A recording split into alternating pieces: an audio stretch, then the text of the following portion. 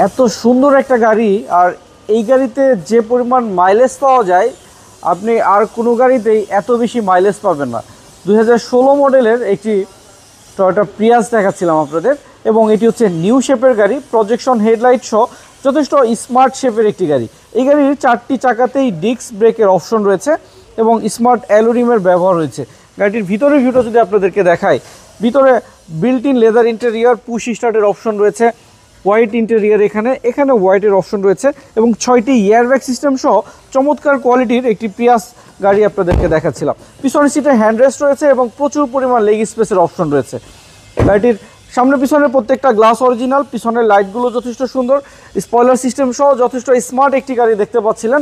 Toyota Prius 2016 মডেলের গাড়ি, 2021 সালে রেজিস্ট্রেশন করা, সবচাইতে দামি এবং স্মার্ট কালারের একটি প্রিয়াস দেখাচ্ছিলাম।